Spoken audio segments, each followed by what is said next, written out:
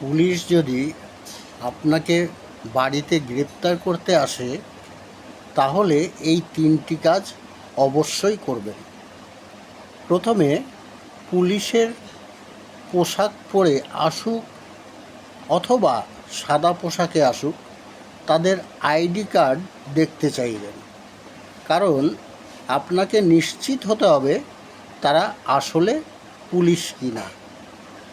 দ্বিতীয়ত, যদি আপনার নামে কোনো মামলা থাকে তবে তাদের কাছে মামলার কাগজ কপি অবশ্যই দেখতে চাইবেন। তৃতীয়ত, আপনি আপনার এলাকার থানায় যোগাযোগ করতে পারেন।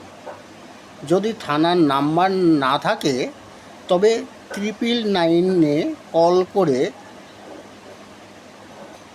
ওই থানার অফিসারের সঙ্গে যোগাযোগ করতে পারেন, কারণ প্রতিটি থানায় একটি করে নির্দিষ্ট দায়িত্বপ্রাপ্ত কর্মরত অফিসার থাকে, যে এই ধরনের তথ্য সম্পর্কে সব কিছু যাচাই করতে পারেন।